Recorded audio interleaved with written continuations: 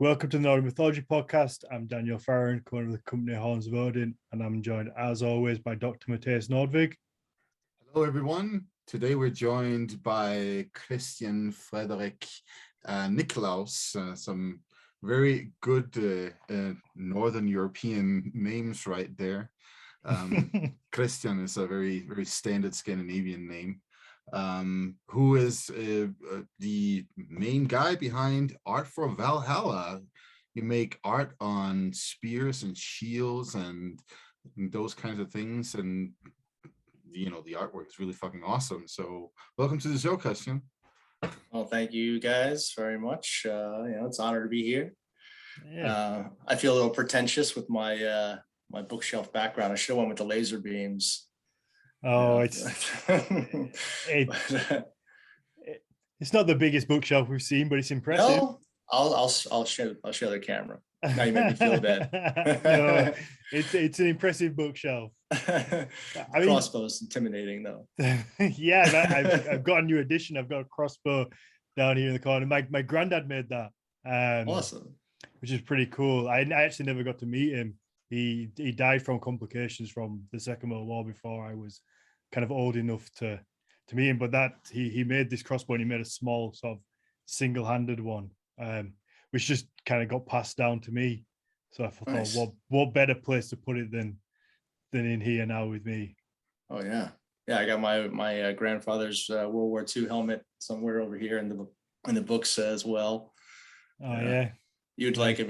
He flew out of England. Oh, there you go. A good man. I mean, choosing the path you have, doing things in the Viking world. How often do people comment on Christian as a forename? Because you must get that all the time. It's funny. Growing up, I was teased with the idea that you had like, whoa, are you Zen Buddhist? Are you Jewish? So. And now I get like a neo-pagans being like, nice name with your, you can't be heathen with a name like Christian, right? Yeah. Oh, and basically I'm named after my great-grandfather, right? Who is named after the king of Denmark and Norway, Christian Frederick, right? Mm-hmm. And every single person in my family, from myself, actually my firstborn son, Logan Frederick, right? Myself, Christian Frederick, my father, William Frederick, on and on and on and on and on, right? Has the surname or middle name Frederick. And then when we were still in Denmark, after kind of Germany, as Mathias says, kind of kicked our asses a bit, that territory became kind of German territory, right? And that's when we kind of head a little bit south into Frankfurt area, and kind of from there, spread around. And I think there we kind of earned the name Nicklaus, which means like victory of the people or something like that. So we must have been involved in some kind of battle at some point and earned, the last name. But for the most part, the Frederick part was the big thing. But yeah, so I get some shit for it basically.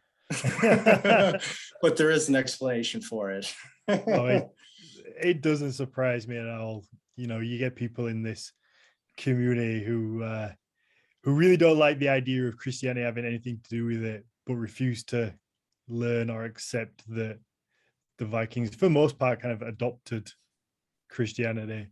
It's all infused. You can't say that. You can't say the Vikings ever got Christian. They were definitely not Christian at all. No. They were only pagan. Yeah, they fought bravely to the end, to the last man standing. Well, yes. that's the thing. It's, I think the Viking bros, as we called them before, kind of go, yes, they were Christian in the end, but it was forced upon them. They forced, and they fought bravely, went to Valhalla, and that's how it was. It was a huge battle, and it was something that was very much forced through violence, whereas in reality there was just a better offer on the table that some of them took, because you're going to get land or money or both. Sure. People don't really like to accept good allies down south as well. Yeah. Well, in our case, the whole naming thing still was controlled by the church, right? So even that, I think you guys have talked about it before, where in Denmark we have the problem where, if you have a pagan name or more of an un-Denmark name, it might get rejected. And then it gets replaced by the name of the king or the name of the queen, right? Mm-hmm. So technically they kind of slowly assimilated people without taking away really anything. They just said, well, if you don't assimilate and you don't take this name, then you can't have any rights. So Are you going to lose your farm? Are you going to lose your livelihood? No, you're just going to accept the fact, and then you're going to practice whatever you want to practice when nobody's looking. I completely forgot about that. So if anybody who this maybe is one of your first episodes, it was Colin Dale that we spoke about the whole naming idea, which is, I guess to me as a Brit and probably to most Americans, which I would make our biggest audience, that idea is just insane, that you can't just call your kid whatever you want. You have to almost apply to the government and say, is this name okay? And they give you the Colosseum like thumbs up or thumbs down, which is it's a thing. We talked with Colin about this. Colin wanted to name his son Loki, didn't he? And he had to prove at some point that was a quote unquote traditional name. That's a standard thing still in the several of the Nordic countries, that they police your names like that. Iceland is one of the worst ones. Like not so long ago, they just got rid of the law that you had to be named something son or something daughter as your last name, like either named after your father or your mother or something like that. And originally it was only you have to be the named son of your father, like whatever your father's name was, right? So it's some archaic bullshit right there. So is that changed now? That's not the case. I think you can, I think they're still incredibly conservative about it, but I think you can get away with having a proper name. The one that you want. What they've done is that they've sort of like opened it up, like gender wise, like made it more gender equal in some way or other. But it still seems like, they haven't moved that far from quote unquote tradition, That's actually just brought a question to my mind that I never really thought about before. Maybe you'll know the answer, Mathias, or not.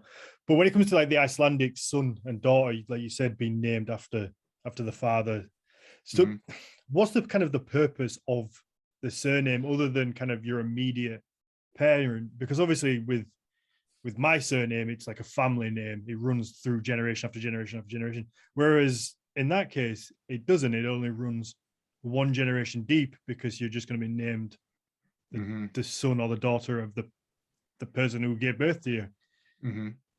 Well, if you go back to the beginning of that tradition, which is lost in time more or less, we don't know when this begins. We just know that this is something that Scandinavians do in the Viking Age. Because we know that the kings, for instance, they have the Danish king Harald Bluetooth. Bluetooth is not his last name. That is some kind of I can't help but say some sort of technological advancement. Which was named after him, by the way. His real last name was Gormson, right?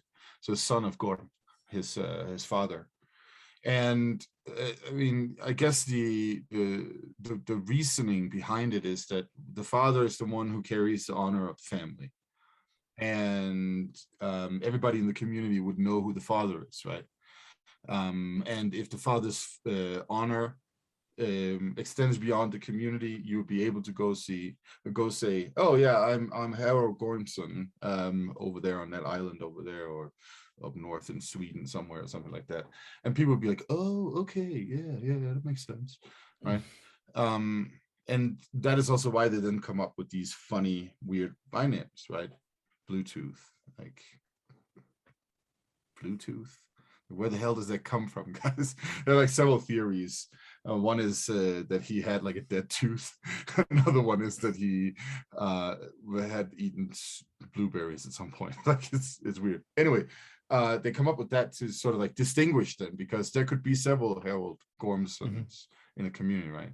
And you see that tradition that carries on through to modern times in Scandinavia.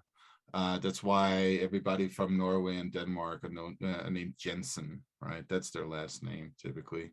It's the most common last name from those two countries, and that means son of Jens. And Jens is like the Nordic version of Johannes. So you know, it was still there in the 19th century, but then you have other developments, and people also start taking name after the farm that they come from and so on. And slowly it all like develops into these, you know, static names now. But it's always been some kind of like dynamic last name kind of naming tradition. So yeah, that's really it. It's I guess it's just a tradition. Then the Icelanders, they were like, well, we have to like maintain this forever because it's so fucking meaningful to our, you know, national identity. And it's like, okay, whatever. Yeah, it actually might lead me into that other idea I was telling you about a minute ago. There's a new article, or maybe it's not so new, but I was reading about it recently, where there's, you know, a shortage of women in Iceland, right? And they obviously go looking.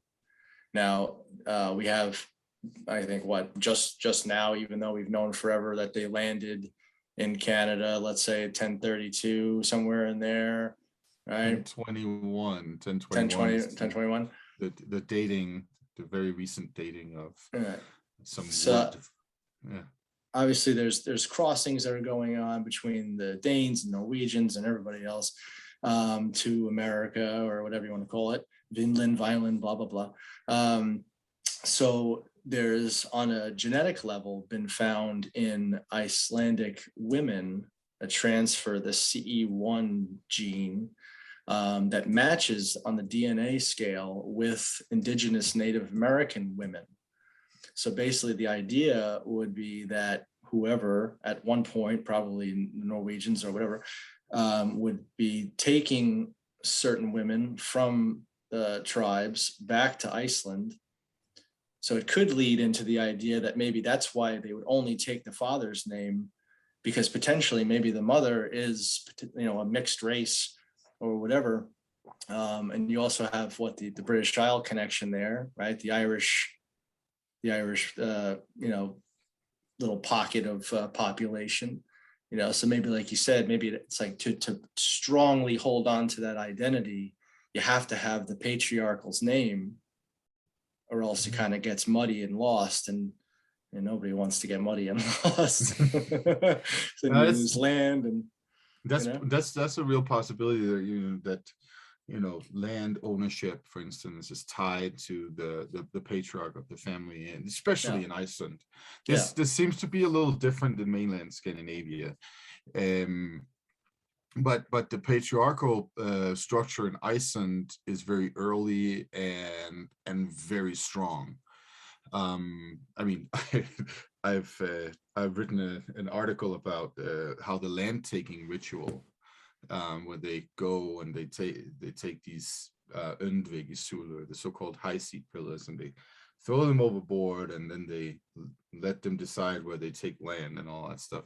I've written an article that, in, you know, is the academic version of saying that this is really a sort of like symbolic dick waving where the land takers, they're demonstrating their aggressive masculinity by putting these big phallic objects in the ground. There's a bunch of other reasoning behind it, but so it sounds a little more clever than what I'm saying right now. But basically, this is because we have a situation in Iceland where patriarchal might is so much more efficient than it is, for instance, in Norway and Denmark and Sweden at this time, because there's a lot more competition over resources, and women feature as a resource in that regard. Going back to what you were just saying, so we have like a situation where the belonging to the patriarch is much more important than it is socially over on the other side of the ocean. And one of the ways that you can, for instance, see this is that we do find kings, for instance, and other member of the elite in Viking Age mainland Scandinavia who take name after their mother, which is most likely because she's the highest ranking. So, for instance, their father married upwards in the hierarchy, and then it's more opportune to associate with your mother because people will be like, oh, okay, so she's like, I see, okay, fine, great, you seem like a nice dude or something like that, right? So, I mean, Svein Ástriðarson is one of the examples. He took the last name after his mother, Ástriðr, and he was like king of a lot of different things, including Denmark. So there you go. Yeah. It's opportunistic. Absolutely. That's what you're gonna do. So, Mathias, you were meant to be in Iceland right now. Mm-hmm. Speaking of Iceland, yeah. After getting COVID, the doctor's office that I am associated with in this so-called healthcare system of America fucked up my paperwork, or it wasn't sufficient. So that would have given me some issues getting into Iceland and possibly more likely into the US again. So I had to ditch that. But yeah, I was gonna go there and party hard with a bunch of really cool people, including Rune from Nordic Animism and a lot of other people that are in Iceland right now. So yeah, I'm not bummed out at all. I got Rune's shirt on right now. Actually, he beat you guys to the punch. Yeah, he made the "Don't Be a Dick" shirts. I know. I found out after the episode last week. I was like, "Fuck!" I thought it was such an original idea. And he hasn't sent that to me yet. But yeah, it's a conference on Old Norse mythology. It's an annual conference that's taking place. It like travels around. It's in Reykjavik this year. I don't know where it's going to end up next year. Previously, it was originally actually invented in my hometown, Aarhus. And I was there at some of the earliest ones because, of course, I was a student there and all that stuff. But yeah, it basically like moves around. It's been at Berkeley and in California. It's been in London and Oxford, I think, and so on. So it's like it's a convention for all the Old Norse mythology nerds. All this shit. Which sounds right up the street of people listening to this podcast, I imagine. Yeah. It is, I'm what? Jealous. Like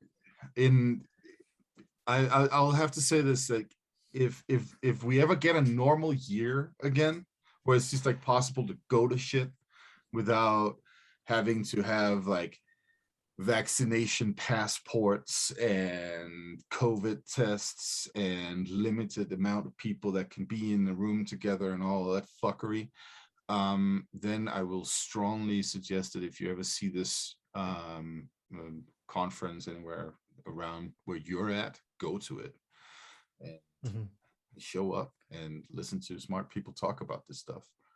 Yeah, No, I saw, speaking to some of the people that have been on this podcast that are going, I was like, fuck, I really would have liked to have gone. I know we spoke at one point of doing a live podcast, me and you going out. Well, you were there anyway, me coming over, and we do a live podcast with some cool people, but the everything didn't line up, I guess, and we couldn't make it work.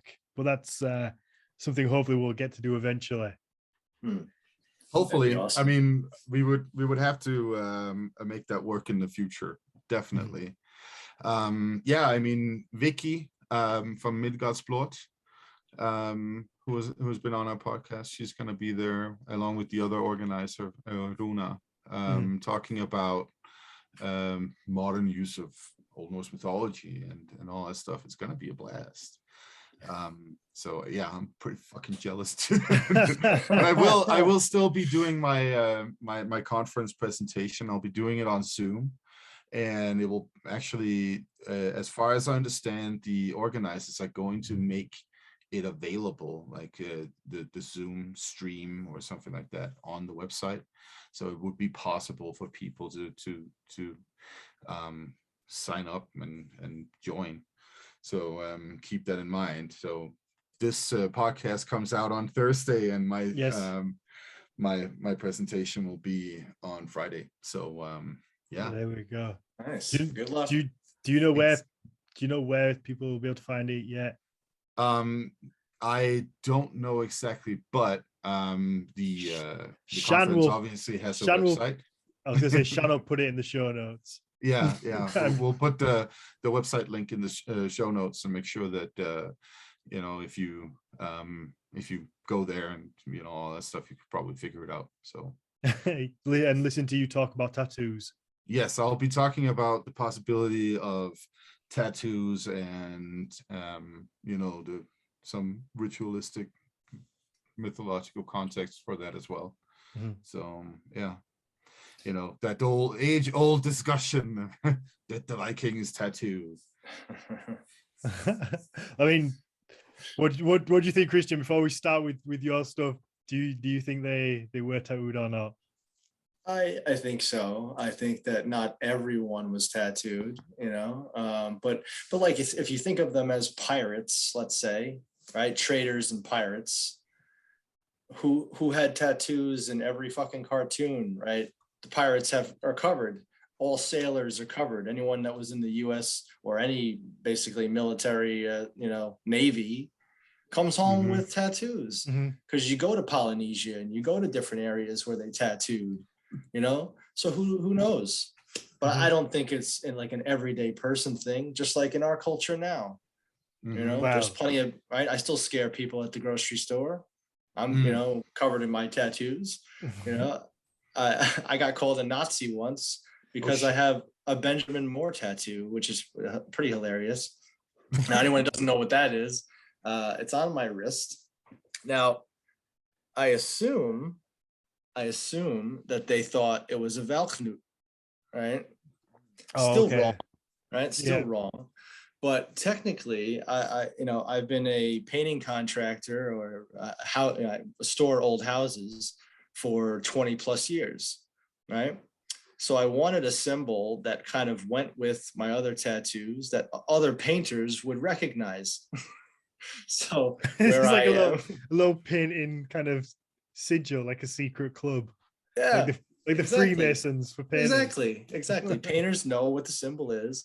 So anyway, so some dude ran up to me one day and was like, "What's it like to be a racist, bro? What's it like to be a racist?" And I was like, "What are you saying?" And he's pointing at my wrist saying, like, "I know what that is. I know what that is," and all this other things. And so I point back at my painting van and I said, "You mean the logo for Benjamin Moore Paint?"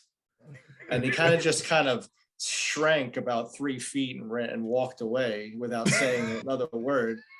But that's the problem. It's the fact that he's come and said that in public, where other people can just overhear, and they may not hear your response, but they just automatically hear this trigger word racist, and it can stick. Sure. Yeah. Well, that's our problem in general with any of our. I mean, I have other tattoos of similar kinds, and there's other ones that you just can't go near. Obviously, we all know those. Yeah. But there's certain connections that are historical connections that don't mean what people think they mean.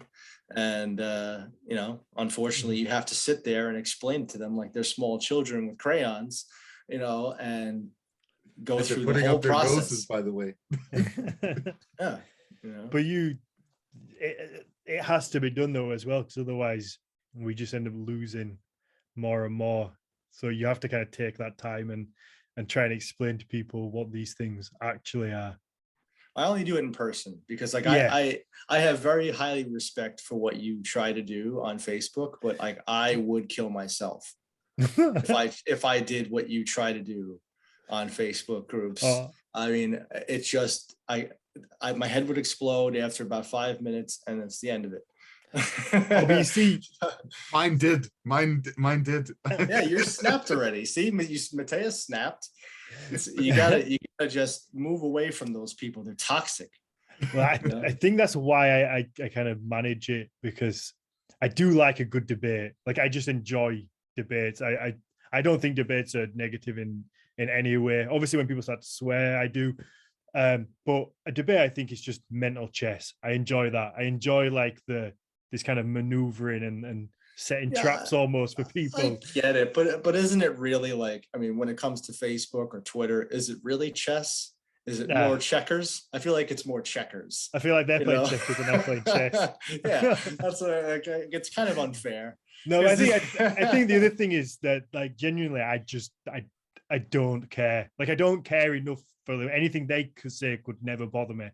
So, like, I just don't care enough. So, like, I'll just type my response from whatever I've picked up on the podcast and be like, yeah, well, or usually I just use it as like a marketing ploy for the podcast. I'm like, by the way, we spoke about this on the podcast. Here's a link. Here's a link to the episode. And quite a lot of people are looking and go, oh yeah, thanks for posting it. I'll check it out. Some people don't. But then I kind of just put my phone down and I go back to work and I'll carry on carving a horn. And that's the real reason he does it. Yeah. To plug the podcast. Come look at my stuff. That's it. That's what you gotta do. It's all a market. I mean, if Facebook has taught us anything, there is marketing in chaos. So if you can make people, if you can get people's their emotions going, and then at the end go, oh, by the way, check out this podcast, maybe they'll come and listen. I don't know. Bad press is good press, right? If you found this podcast from me arguing with you on Facebook, please let us know. Drop an email to nmp@hornsofodin.com because I would love to know. Honestly, contact me though. Yeah. Honestly, it's true though. I mean, I've been seeing people yelling at Joe Rogan a couple of times very recently. I think the last one was him saying he wasn't vaccinated or something like that, and then the COVID stuff. And that made me listen to Joe Rogan's podcast because I'm like, I wonder who this guy is. It was my first thought. Who the hell is this person? And secondly, you have to hear the one with Paul Stamets. Paul Stamets. You guys should have Paul Stamets on this show. Do you know who Dr. Paul Stamets is? He's the mushroom guy. yes. Yes. Well, because you've had a few episodes that have dealt with mushrooms, and I feel like if you had an expert that knew, I mean, you know what I mean, and he is the expert on all of this micro biomes and everything else. It's some of the most interesting stuff you've ever heard, and it has nothing to do with psychedelics for the most part. That's a small part of it. But yeah, it's not like it'll go into that, oh, berserkers went in and took mushrooms. It's the complete opposite of basically the evolution of language, the evolution of our culture, moving actually mead, Dan, right? Mead became mead probably because of honey being the easiest way to store things. So when they started running out of stuff, they put it into honey and then it fermented and became mead, and I have to say, not a plug, but anyone listening, I don't drink at all really. And I did try to sip of the Serenos mead and it is perfect. So available at hornsofodin.com. Huntsofowner.com. No, it really was good. It really was good. It is some good mead. Like I said, Pete, the fellow who makes it for us, he keeps his own bees. He harvests the honey himself. He makes the meat, makes the mead himself, then bottles it. So it's all kind of a one-man operation. So it's really localized. He's like a third generation beekeeper. And so it's why is it you haven't sent me a bottle of that yet? I'm causing all sorts of problems, right? I got shirts that you don't have, mead you don't have. No, when we meet in person, I will bring some. Oh, that'll take forever, man. It's gonna happen. It's gonna happen. So, I mean, mainly we're here to talk about your artwork, I guess, even though we're probably like 2/3 of the way into the episode already. Who cares about my artwork anyway? But I mean, everyone, I assume most people will know you for your artwork. You make some absolutely stunning. I mean, originally I knew you mainly from shields, but you kind of diversified into spears, axes, I guess anything weaponized that you can with a wooden element to it, you've turned your hand to. Yeah, unfortunately now IG looks at me like I am a arms dealer, so I'm on like thin ice in Instagram. So we'll see how long I'm on Instagram for, because I've gotten a couple warnings about things. But yeah, it's what?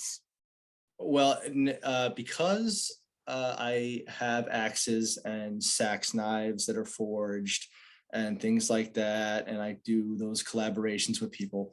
Instagram has basically flagged me as an international arms dealer because my work is in 40 different countries, and it leads people to pages that are quote unquote dangerous or whatever it is. Fuck social media. Yeah, basically, it's really sad. It's really sad. Like certain places, when I sent Sigurd, I sent him an axe, right? And we had to break it into 2 different pieces and say it wasn't a weapon, it's a ceremonial piece, and it's wood art.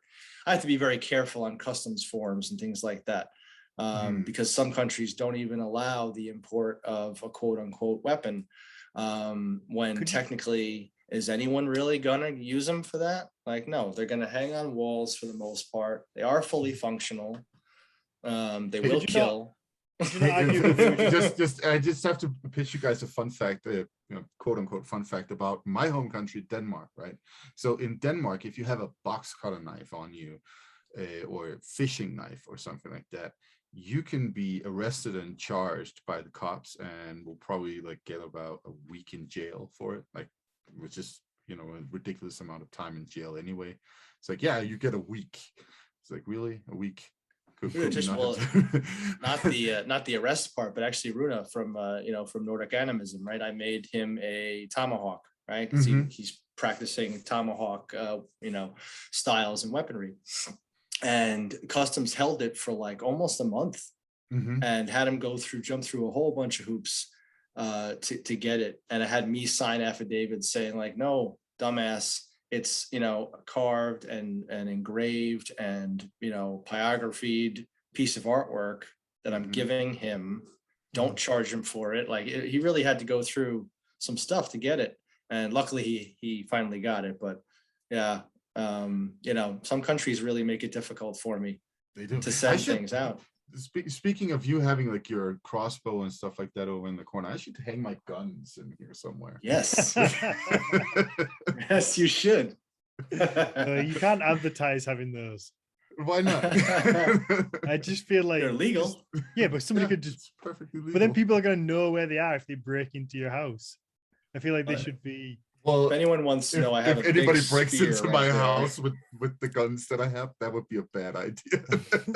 Yeah, exactly. Wrong house to break into, I think. Right?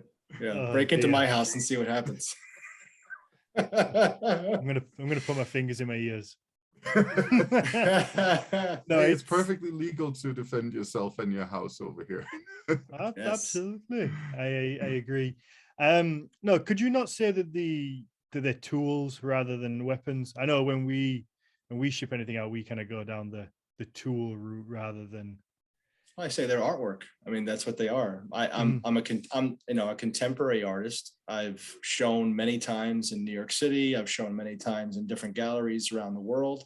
I have, like I said, I have probably 40 different countries worth of people that own my stuff, right? So I sell everything as a custom, one of a kind piece of artwork, because that's really what it is. It's, yes, it's on a shield, but if it was on a canvas, nobody would say anything. Right? If it was just on a piece of wood, and I did the same thing, I drew it out freehand, I burned all the line work, I stained all the different colors on, right? And I sold you a big hunk of wood, I wouldn't have to say anything. But for some reason, since it's this context of weaponry, then they put me in this category. But I kind of like that category because not everyone is doing that. And I look at the historical and archaeological finds and how intricate the armor used to be, how intricate. I mean, my stuff, people will say, oh, it's too intricate for battle. I'll be like, bitch, you haven't looked at anything. Because if you go to any museum, you'll see how intricate things were. Go look at a full suit of samurai armor and tell me that my stuff is more intricate, right? It's not. My stuff is, the best I can do, right? And I want it to look the best I can make. But they're deadly weapons. I mean, there's no doubt about it. Like, it will kill things. Like, the spears will kill boar, right? The axes will kill people, like, or kill whatever you want them to do. The shield bosses are forged and they're bolted through the center boss of the handles. So feel free to smash someone in the face with that, and see what happens. Yeah.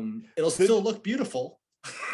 I mean, the argument is that if it's the one that I always have as well, because with the say axes that we sell, they're hand forged, they're like £300 each, or like $250 or something. It's like, if someone wants to kill someone or go on a little stabbing rampage, I guess, you're not going to buy, $1,000 shield from you or a £300 say axe from me. Like, you're just going to go to the supermarket and spend £8 on a kitchen knife if that's what you're going to do. Yeah, I don't think you really need to worry about the people who are willing to spend their money on a piece of artwork. Yeah. So far, no one's been arrested, so that's good. Right? I mean, no one's used my artwork to kill anyone else. Hey, going back to what we said earlier, it could be good for business. That's what I mean. Well, it actually was good for business when it comes to medieval collecting, right? If you had a weapon from that time, like if you have that crossbow that actually fired and killed someone, it'll be worth more money than it would be if it was just a crossbow that you bought, right? I guess, everything when it has a story to it, it automatically puts some value on it, because it's not just a thing anymore. It also almost takes on a living personality, I guess. Well, sure. Even here, we have this Civil War stuff, right? We have Civil War weaponry that's worth more money if it's been in battle. And they're still finding stuff all over Gettysburg and different battlefields, where bayonets or whatever it is. And now they can test for DNA and blood. So if they know it's been used, then it becomes more valuable. Please, just a quick disclaimer, please do not kill anybody with anything that Christian makes or that you buy from me. Please don't do it. Please don't hurt anyone. Dan speaks for himself. Make my value rise. I think this falls under the general category of the title of your t-shirt, "Don't be a dick." Just don't be a dick. With or without weaponry, it doesn't matter. Sure. Yeah, personal responsibility, right? Yes. Yeah. It feels like a lot of people have lost that in modern days. It feels like personal responsibility has kind of almost gone beside the wayside. Kind of seems like it, yes. Yeah. Well, everyone's a baby and everyone wants to blame somebody else. Yes. The easier it is. One thing I don't really get about this whole thing of, like, I'm pretty sure that in places like Iceland, for instance, and Denmark, you can go buy an axe in a hardware store. Mhm. Like, why would they have such a problem with artistic acts that you send? I think it's more of just the fact that it's technically a weapon, so they are an edged weapon. Like if I send someone a sax knife, it's a fixed blade. That has its own connotations. Mhm. So there's just a weirdness to it, but it's just, I think it's probably just it's just box ticking, isn't it? It's kind of, rather than, they probably don't have the time or the resources to open every single piece and judge it individually and go, this is a piece of art, this is okay. They just kind of have this umbrella thing that goes, okay, everything that's like this, we need more detail, because it'll just be kind of how it is. We have it with that, sending alcohol to countries. It is. And I met Sweden recently. Like, Sweden, you can't send any alcohol to Sweden now. I never realized apparently Sweden's a really strict country when it comes to alcohol. Like, on Facebook you can't advertise alcohol to Sweden at all, no matter, because most of the time you have to pick the ages, so you have to select, like, so if we wanted to advertise to people in the UK for alcohol, you would have to select over 18 only. But now Sweden, you can't advertise alcohol to them at all, and apparently you can't ship alcohol there either. And I don't know why. I guess it must be the Swedish government who make the rules on what they import, but for whatever reason, you just can't seem to send it there. I think this might have something to do with Brexit, actually. Maybe, but that wouldn't explain why the whole Facebook, the way that they no, I mean, I'm not saying that they're to. not strict on alcohol and a bunch of other things. Like, come on, guys. We have our resident Swede Frederick right now asking Denmark to invade and liberate them. I don't know, man.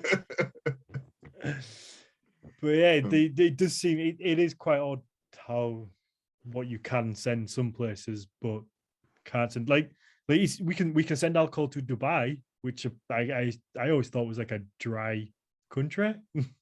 But is it a desert? No, dry as in no alcohol. I know.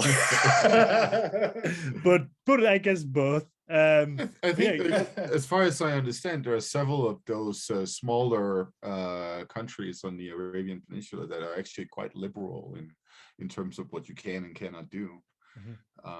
And also quite forgiving when it comes to like foreigners and fucking up, So yeah, I actually had the world. I didn't even know this was a real thing, but it's the world's best cocktail maker. He was like the world champion of cocktail making, I guess. I think he's a guy called Simon Capole, I think his surname is. He messaged me like with 7 days notice, was like, I need 40 horns. But he spoke to me in a way of authority. Like, the message came through and I was like, he wasn't like, can you make these? He was like, I need them. So I kind of looked at his profile. I was like, who the fuck's this guy? Like, just demanding this. And it's like, turns out he's this big cocktail maker. He's like really well known, internationally renowned for being the best cocktail maker in the world. And it's like, yeah, I'm doing a show in I think it was Abu Dhabi. He's like, I want to take 40 with me. Can you get me to them? So I might actually do some plain ones for him. And he took them in his suitcase to Abu Dhabi, managed to take them through customs, which I have no idea how he took a suitcase full of cow horn through custom, and obviously was for this big lavish cocktail party that was really kind of cool to get there's some pictures from, but I don't know who was there, but there was definitely some money being thrown around. That sounds kind of interesting. Maybe we should talk to this guy. Yeah, absolutely. Okay, so I want to hear a little bit about the themes that you put on, like, the themes of your artwork that you put on the shields and the axis and everything. So can you tell us a little bit about where do you find the inspiration and who's your target audience? Because I guess it's not the Ausa bros out there. No, I've met plenty of them. I've met I think I was joking with Luciano from Children of Ash the other day about how I've met every descendant, whether it be descendant of Ragnar, Rollo, Floki. I've met them all, and they all are waiting for their castles. They're waiting for their castles in Scandinavia, so they need shields, obviously, for the walls of their eventual castles. So I've met plenty of them, but that usually falls by the wayside. Yeah, the shields have evolved. I made the first one in 2003, and it was actually just there as like kind of like a prop in a way, when I was still doing a lot of gallery shows. So I'd make these really large paintings and different paintings and things like that. So that was all on the wall. And then I just kind of made this shield, and kind of just set it in the corner. And it was one of the first things that got sold. You got more attention than the art you were trying to sell. It didn't even have a price tag on it. The guy was just like, "How much for that?" And I was like, "I don't know, $300." I mean, I was probably like 18. Like, what did I care? That has to be a twist of feelings there, because on one hand you must be so happy somebody wanted to buy it, but on the other hand it's like, yeah, but look at all these things that I was wanting to sell. Oh yeah, well, that happened. That was the good part, is that I had become kind of known for this more, I guess you'd call it more Celtic style, mixed with graffiti type of aesthetic. And I'd always been a fan of Courtney Davis, which you should also talk to. And just like you, Dan, I originally probably thought that Courtney Davis was a woman. And why do I feel like I should be offended by that? So Courtney Davis is an artist that was writing all these books, and it was the late 80s and early 90s and everything else. And Courtney Davis, he wrote all of these different Celtic pattern books and how to draw knotwork and all these other things that I saw, and it was kind of just this trigger in my head, that just went off, that was amazed by all of it.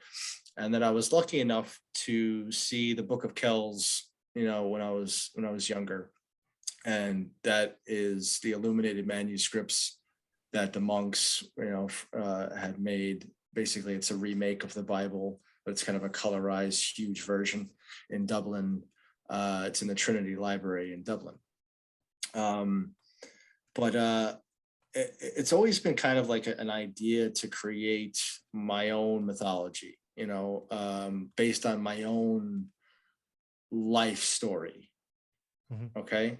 So it's kind of the idea that I think as all artists, we look into the void, and the void stares back, and some of us don't make it out alive, type of thing, but it's our duty to kind of keep staring into this void and then bring the world something tangible, right? Something tangible from that world. And I feel like all creation is that way, whether it's music or whether it's artwork or whether it's literal creation itself, obviously coming from the mythology itself. But yeah, my grandfather, was, like I said, very kind of in that, not really Catholic, Celtic mixture of people. So I kind of had that growing up, mixed with having a lot of like foreign exchange people talk to me about like Donner and Norse mythology, and just being a kid and going to the library. I remember going to the library when I was like in kindergarten. It was like the first time you could go to the library, right? And taking out a book on not Nordic mythology, but Greek mythology, and kind of falling in love with these ideas of, gods and heroes and, then mixing all that together with, these Irish stories that from my grandfather of Cuchulainn and, the hero of Ulster, because our family's from Antrim, up in Ulster. And, so you have all this mixture of stuff. And then you add in things like the Thundercats and Voltron and Teenage Mutant Ninja Turtles and, all these cartoons that I was watching in the 80s and growing up with, that I was drawing all the time. So it kind of all came together with this idea of kind of, these basically demigods, heroes, warriors,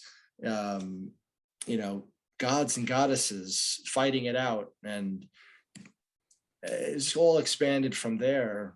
And I kind of had this idea, I'm just rambling now. I kind of had this idea that, when you look at the paintings, a lot of it had to do with color. And so you had the knotwork that at the time, would get confused with woad, right? So it had that bluish tint to it, right? Of their tattoos, like the Picts or the Celts and these other areas that would have these blue or glass tattoos, mixed with these ideas of our veins, right? And the way your blood looks blue under your skin. And then when you cut it, the oxidation level makes it red, right?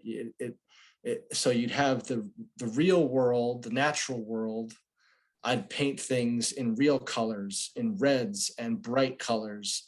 And this spirit world or this underground world inside the veins would be in blues and very, very deep, dark colors, because it was all unknown, right? So it became this kind of clash between what does a creature, or what does, a zoomorphic, let's just say a Celtic beast, right, or a grappling beast in a Viking age style, right, like an Ern's dragon, right? So let's say you take that, and what would it look like as a real thing, and what would it look like as a spiritual energy, right? So they have to be different, but they have to be able to give the same impression visually, right?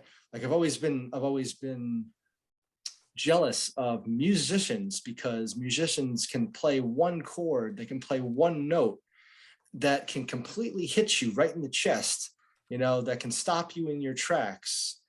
And we have a society that, will go to see paintings like Starry Night, let's say, Vincent van Gogh or something like that, or, a very famous artist. And they spend 3.5 seconds on average looking at that painting. So people travel all the way to Paris, see the Mona Lisa, just because Da Vinci said it was his best work. Meanwhile, it's not.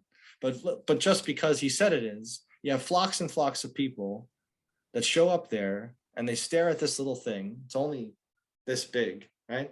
Yeah, and I heard it's smaller than people think. It's very small, and it's under glass. So you don't even get a good look at it. Between everyone taking flashes to try to take their own picture of it, which is ridiculous in the first right, because they're not actually looking at it, right? They're looking at art through a lens of a camera, trying to capture the art that they're right in front of, right? Yeah. And it's the same as when you're giving a lecture, or you're giving, you're showing things on a slide and saying, hey, look at this piece of artwork, right? It's flat, it's energyless, it's motionless, it doesn't have any of the connectiveness of the artist. It's like when you're holding one of your horns, right? You're holding that horn and you're creating it from scratch. It didn't exist, right, until you were finished, right? But if you show that picture to somebody and they're going to go, nice horn, right? But if somebody can hold it and they can flip it around and touch it and be in its presence, they might get a sense of what your intentions were. They might get a sense of who you are as a person. And I always tried to basically just say, keep looking, right? Make them keep looking. And, the imagery kind of evolved out of all of my love of all these things. Yeah. I don't even know if I'm answering anything anymore, but basically, No, it's interesting. I get what you're saying. You need to, because you do need to grasp people's attention and keep it locked on, like you say, especially because we both use Instagram as such a marketing tool, because it for all its flaws, it's a perfect way where you can express your art, and you can show it. You can show it to thousands, tens of thousands of people in an instant. And for the most part, you don't have to pay for it. It's a free service. You just post a picture, but then you need to get people, like say, you need to grasp people and pull them into it, because now people are flooded with so much stuff on Instagram. You know, I dread to think how many pictures are getting uploaded every second. So, you know, we've all been there where we're flicking through his phones and we're just flicking, mindless. Where, you know, you kind of next picture, and you might see something that stops you long enough to double tap it, and you go, that's nice. But like you said, that could be your shield that you spent 40 hours plus doing, at least. but to somebody else, all you want is that, like that double tap, and it's like that. That's what's sad, really, is that you could spend 40, 60, 100 hours on something, right? I mean, I gave one away recently, right? I gave a shield away at the fighting the Droger and all the other things, right? It was more a fantasy-based shield. But again, it started as a commission, but then the people were like, oh, this is taking a while. And I'm like, I'm drawing it from fucking scratch. Like, what do you want me to do?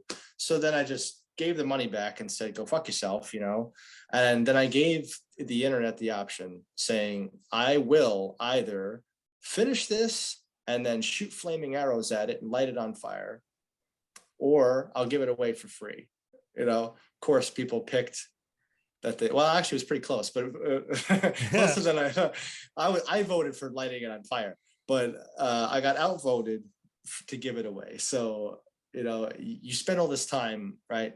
100 hours, let's say, to do something. And then all of a sudden, you know, somebody is too cool for school. They can't even tap their phone twice. So you've spent all this time, right? And then unfortunately, I feel like we're old enough to realize that you can't connect your artwork or whatever you're putting out there with, you know, between the algorithms and all the other shit, right, that gets in there, right?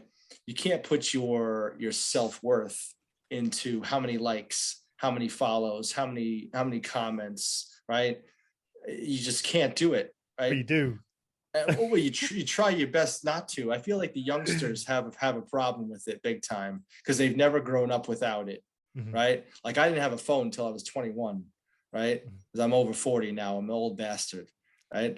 So, you know, that growing up, having nothing, then going to these kids who, you know, I mean, they get bullied at school, then they go home, then they get bullied on Facebook or they get bullied online. I feel bad for them because there's no break to it. There's no escape of it, right?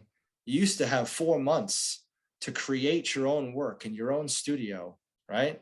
And then you have a show and you have an opening and you invite critics that actually know what they're talking about to your show. And they look at your artwork and they write about it or they judge it, you know? Now everybody judges it instantaneously, 5 seconds after it's posted. The entire world is potentially your enemy, right? Or your friend. Like this, the entire world is potentially your enemy. It's not paranoid at all. Right? As far as Instagram goes, I feel like as far as Instagram goes, you have these people that follow you potentially that don't want you to succeed. Right? There is a small portion, I'm sure all of us have it, that follow you that don't want the best things for you. They're waiting for you to fall on your face, right? And I feel like that's a big problem in our community, in the heathen or pagan or whatever you want to call it, community of artists. You know, there's a lot of competition for no reason. You know, I try to support everyone that kind of plays in the same sandbox, right? We all kind of play in the same sandbox. So like, the rising tide lift all boats, right? That's my idea, right? So I try to like things. I try to, shout out to people, all that nonsense. I think that probably comes from you being comfortable in your own artwork. You're an excellent artist. Your work is superb. So you're comfortable in that fact. But then I think sometimes you get this insecurity from people that maybe aren't as comfortable in their work. And that doesn't mean necessarily their work is bad. It just means maybe they don't have that security in themselves. So then they look at maybe you or me or somebody else who's creating something and for some reason then think that that's taken from them, that's taking food off their table. And it's not, and they shouldn't think like that. And like say, I put it down to an insecurity rather than a malicious thing. Well, to anyone listening, right? To anyone listening out there, I hate myself. Okay, I hate myself. I despise who I am as a person, not as a human. But it's been drilled into me over time. I was very abused as a child. I'm not going to go into the whole thing. The point is, artwork became the escape. Artwork became the way for me to get out, right? Mm-hmm. And the way for me to feel valued, right? Because when someone saw the work on the wall without meeting me, without me talking to anyone, this is the first podcast I've ever done. I don't like to talk to people. I hate probably 9.5 out of 10 people, right? It's just the way it is, mm-hmm. Right? I'm very closed off, right?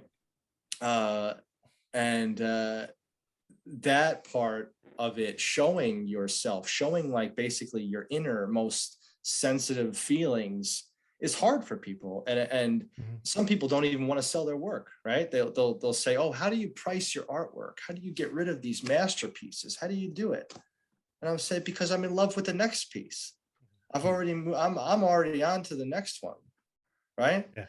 Yeah. We had our time together. Now it's time for someone else to enjoy it, right?" I don't know. It's just, to me, it's that you have the feeling to both want to run and hide and scream all at the same time as an artist, every day. Every day I want to never be on Instagram again. I never want to post my work. I'm anxious every time I post it, right? I'm right now, I'm so anxious. I want to smoke, right? I want to, I might, in a minute. But literally it comes down to the fact that I have no confidence, because it's been beaten out of me over the course of 20 plus years. So you come to that fact of that you're showing your chest open, right? You're showing it all to the world, right? Mm-hmm.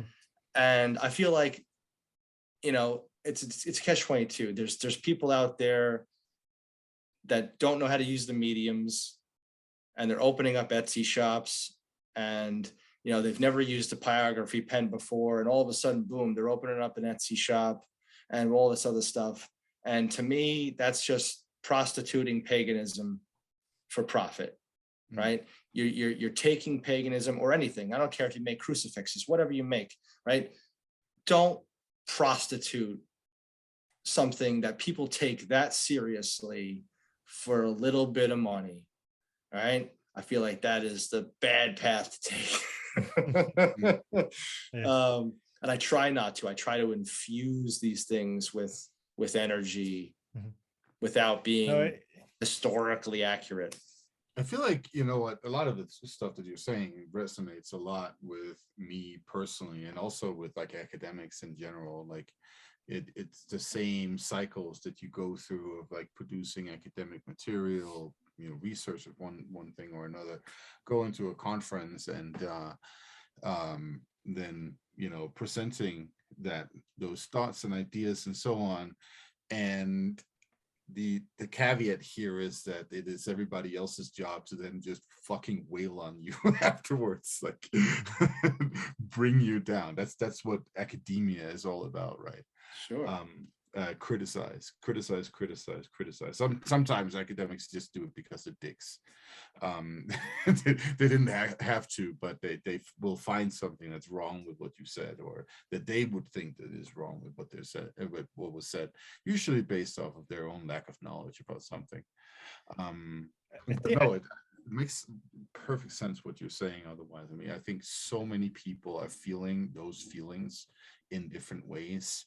And it's not just people who produce stuff, it's also just people who are on, social media platforms, right? Oh yeah. And that is because you are, incredibly vulnerable as a human being out there, right?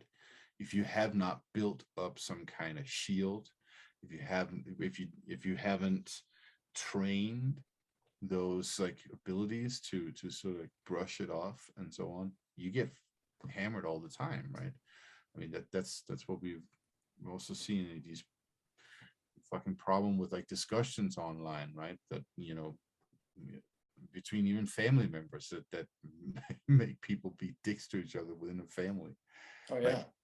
Like there's something to be said for just how unhealthy those ways of communicating are, and especially when they're not based off of the notion that I'm going to try to lift people up instead of bring them down, right? But it's always viewed as very like I have some ulterior motive. That's the problem. I think that when I share someone's work, or I share things a lot, I try to, I'll see something cool and I'll share it, whatever. Even on the Heathen Horde page, right? I run that silly page, right? I barely post on it anymore, but when I get a chance, I try to just lift up other people, right? Lift up people in the community that are doing interesting, new, unique things with the ashes of the past. Mm-hmm. But everyone looks at it like, oh, what does he want from me? I don't want anything from you. I don't need you to repost it. I don't care if you repost it. It's that fine line between seeming disingenuous, I guess, maybe almost. I think as a British culture is not really our thing so much. So whereas I guess an American thing is it's very overtly out there friendly. Oh no. Or at least it seems to us it does. It's a surface, man. Yeah, but I think maybe that, but you can kind of tell that, and I guess as British people can probably tell that it is maybe on the surface, but that's why it can maybe sometimes feel uncomfortable, because it's kind of like say overtly friendly, and it's a little bit like, oh, why are you being so friendly? So you can kind of get that feeling sometimes, but you can usually, as humans, you can tell genuine emotions from none. But whereas when you're reacting over Instagram and the internet, all those things get lost, and you're always kind of on edge almost, because you don't know what's genuine, what's real. Is somebody, what's the intent of what's the way someone said something, what's the tone of what they've said? You don't know. All that gets lost, and you can easily misconstrue something. It's true. But yeah, it's a crazy world out there, but it's definitely relatable to me, like you said, because you can work on something. I know you shouldn't judge likes. I know you shouldn't kind of overanalyze them, and your self-worth, to anybody listening, your self-worth isn't the fucking likes you get on Instagram. Like, it never is. You should never put yourself on that kind of scale where you judge yourself on how many people double tap a fucking screen, because you're worth more than that, and everybody is. But it's so easy to fall into that trap, because I know that, and I like to consider myself a fairly intelligent person, even though I don't come across it all the time on here. But I know more than that. That is not my worth. But when I put a piece together and I take all this time taking these photos and then I post it, and I'm like, oh fuck, I'm like 100 people like this or whatever, and then you post something that's completely the opposite, the shit that you consider shit as the artist, or something very mediocre that's maybe not the most technical thing, and you just take a picture and then suddenly that explodes, and you're like, what the fuck? This thing that I spent all my love and energy and everything into wasn't kind of taken, But this other thing that was kind of just very ordinary to me seems to have exploded. And you can just get caught up in this cycle of being confused and upset and wondering how is it not enough for people? And I know full well that if I feel like that, then there've got to be certainly other people who feel even more so, because I'm very conscious of it and I try to manage it. And even I kind of still let it slip in from time to time, and it is a very toxic environment, I think. It is, and it's. I mean, think about it in this way. Like, I'd say that these platforms are like, sort of the cyberspace version of walking into a marketplace where everybody, like, sort of like, the typical type of tourist marketplaces, right? Where like you've gone to visit some country and you walk through that place where all the vendors are trying to sell you, random quote unquote cultural shit, right? Some of it is genuine, some of it is definitely not genuine, right? Some of it is mass produced somewhere else, and some of it it has been made by people who actually have a purpose and a feeling and an interest in all those things, right? And that's like literally the same situation on Instagram or Facebook or wherever the fuck you go on social media. You never know that what the intentions are behind the person who's tugging at you, over here in this corner, over here in that corner, the person who's trying to talk to you over there, the person who is coming at you, walking down that alley, right? Is this person also going to try to sell me some random crap, right? That's kind of the platforms that have been built here. Like, we've all been put into a little weird cyberspace vendor stand, and we're hanging our crap up there, whether it's our personality or it's things that we are actually trying to get people interested in, and it's just fundamentally unhealthy. Absolutely. We're gonna not work out, man.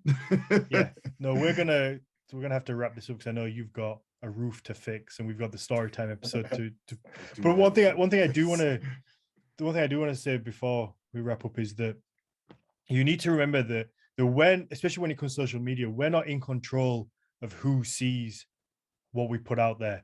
And so you can't get too upset about it, and you can't take it too personally, because at the end of the day, we don't control the people that see it. It's some algorithm who I don't think it's ever particularly been designed to be malicious. It's been designed to keep people on the platform so they can advertise. And that's the bottom line of it. The algorithm is designed to keep people on Instagram so they can advertise and make money from it. But so that just means unless of course it's something that goes against the powers that be, whoever the fuck these powers are, some hipsters in well, so what is that place called, Silicon Valley or something like that. It's all about making money, but the bottom line is that we have, when I post something, I have no control of the people that see it. It goes into the space and they show it to whoever they deem fit enough to see it. But the algorithm might not be right. So maybe one day they show it to a certain group of people who really like it because they are fans of what I do and it's right up their street, and something might get 1,000 likes. But the next day, the algorithm might just fucking get it wrong and show it to people who just aren't interested. So they just scroll on by. But so you can't take that personally on yourself, because it might just not have been seen by the right people because some computer just said no. And that's kind of the bottom line fact of it. So you can't let it upset you. And as hard as that may sound, you don't have the control over the system. So it's getting mad at something that's somebody else is doing, or at least the computer's making, and the decisions the computer's making. Well, then it's a worldwide web, right? So there's multiple time zones, there's multiple things. You can't blame the guy that's sleeping that didn't like your shit, like the other guy. Then when he wakes up and sees it, it's that guy, right, that you get pissed off at. The one that watches every story, right, that sees everything you make and it still just looks at you like, nope, not gonna like it. Like that's the guy you want to punch in the face, right? But yeah, I think, but equally, I think you can't, as tough as it is, you can't overanalyze that as well, because you don't know. Maybe that guy's just had a bad day, or he's had a busy day, or maybe he's been on Instagram and he's checked the stories, but he just hasn't. Because sometimes I'll just check stories, but I won't scroll through the feed. I very rarely scroll through any feed on Instagram now because I just don't have the time to do it. So like you say, it's very easy to look at things and maybe be like, oh, fuck that motherfucker. He liked everything. Where is he now? But equally, we don't know what people have got going on in their lives. Of course not. And I'm not saying that it's Instagram is more important than anyone's life. Everyone should be out living their lives. Instagram shouldn't even exist. Technology basically, in my mind is completely out of control. But unfortunately, like you said, it is the easiest way for people around the world that potentially are interested in these subjects to see something that maybe they've never seen before, and be like, wow, I didn't even know that was a possibility. Like I'll get people send me pictures all the time of shields they make or axes they've been working on or different things like that, or wood, ask me questions about wood burning and all things like that. And I'll say the same thing, just keep practicing. Right. That's what you can do. What else can you say? Just keep going. It's just that. And you're gonna stink. You're gonna stink for a long time, right? And you're still gonna stink 20 years later. So who cares? Post away, right? Post it up. That's it. Yeah. To everybody, we've had a couple of people in the chat who say, they're worried to share their own work. But to anybody listening to this, just fucking post it. What's the worst that can happen? What's the worst that can happen? People don't double tap on it on a screen. At the end of the day, that's not the end of the fucking world. Just show your work. Show your work to the world. If that's what you want to do, just do it. Don't let the fear of somebody not liking it or at least, like I said, someone double tapping isn't the barometer of whether somebody likes or doesn't like something.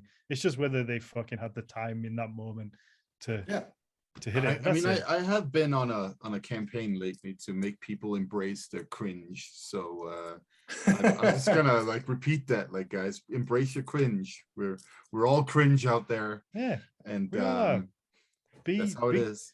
Be you. Yeah, be you. If you create something you want to show people it. If you create it and it's just for you and you don't want anyone to ever see it, then so be it as well. It's unleash your inner valley girl. Yeah, that's it. Just be you and do what you want to do. Christian, thank you very much. We had a bunch of topics we didn't get to, so like I say, you're welcome back anytime, fellas. We're at so much. We're at an hour and 10, and Shan's dropping me messages telling me to hurry up and wrap it up.